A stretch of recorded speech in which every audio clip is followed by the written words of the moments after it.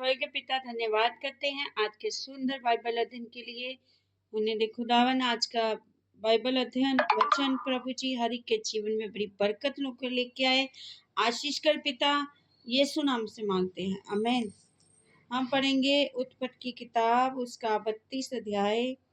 एसाव से मिलने की तैयारी। याकूब ने भी अपना मार्ग लिया और परमेश्वर के दूत उसे आ मिले। उनको देखते ही याकूब ने कहा, ये तो परमेश्वर का दल है, इसलिए उसने उस स्थान का नाम यहनेम रखा।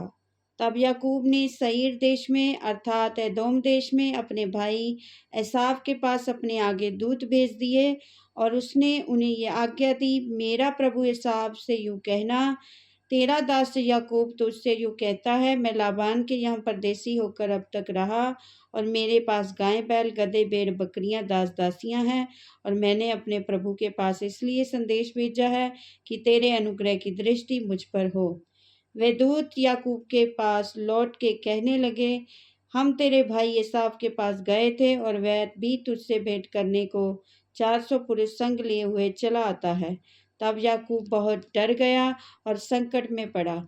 ये सोचकर अपने साथियों के और भेड़ बकरियों के और गाय बैलों ऊँटों के भी अलग अलग कर दिए अलग अलग कर दो दल कर अलग अलग दो दल कर लिए कि यदि एसाव आकर पहले दल को मारने लगे तो दूसरा दल भागकर बच जाएगा। फिर याकूब ने कहा, हे यहोवा, मैं तेरे दादा अब्राहम के परमेश्वर, हे मेरे पिता इसहाक के परमेश्वर, तूने तो मुझसे कहा था, अपने देश और जन्मभूमि को लौट जा और मैं तेरी भलाई करूँगा। तूने जो जो काम अपनी करुणा और सच्चाई से अपने दास के लिए किए हैं, कि जो मैं अपनी छड़ी ही लेकर इस यरदन नदी के पार उतर आया और अब मेरे दो दल हो गए हैं, तो तेरे ऐसे ऐसे कामों में से मैं एक के भी योग्य तो नहीं हूँ।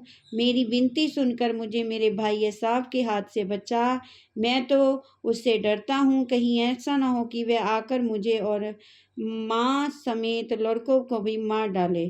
तूने तो कहा है, मैं निश्चय तेरी भलाई करूँगा, तेरे वंश को समुद्र के बालू के किनकों के समान बहुत करूँगा, जो बहुतायत के मारे गिने नहीं जा सकते। उसने उस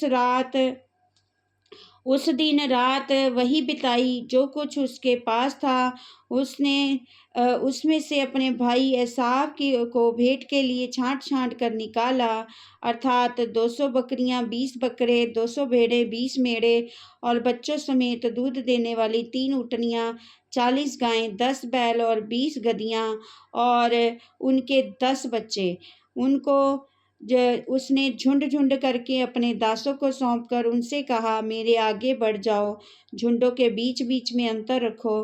फिर उसने अगले झुंड के रखवाले को ये आज्ञा दी, जब मेरा भाई एसाव मुझे मिले और पूछने लगे, तू किसका दास है और कहाँ जाता है, और ये जो तेरे आगे आगे हैं वे किसके हैं, तब कहना, ये तेरे दास याकूब के हैं।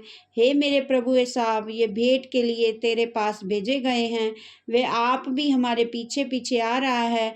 और उसने दूसरे और तीसरे रखवालों को भी, वरन उन सभी को जो झुंडों के पीछे पीछे थे, ऐसी ही आज्ञा दी, जब एसाव तुमको मिले तब इसी प्रकार उससे कहना, और ये भी कहना, तेरा दास याकूब हमारे पीछे पीछे आ रहा है, क्योंकि उसने ये सोचा कि वह भेंट जो मेरे आगे आगे चली जाती है, इसके द्वारा मैं उसके क्रोध को शांत करके तब उसका दर्शन करूँगा। हो सकता है वह मुझसे प्रसन्न हो जाए।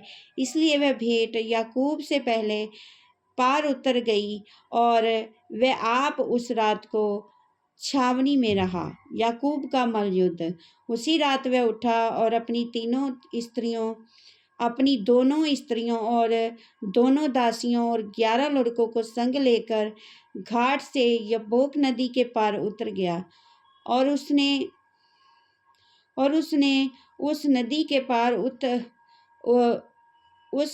पार उतार दिया, वरन अपना सब कुछ पार उतार दिया।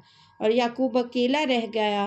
तब कोई पुरुष आकर पौ फटने तक उससे मल्लयुद्ध करता रहा। जब उसने देखा कि मैं याकूब पर प्रबल नहीं होता, तब उसकी जांघ की नस को छुआ और याकूब की जांघ की नस उससे मल्लयुद्ध करते चढ़ गई।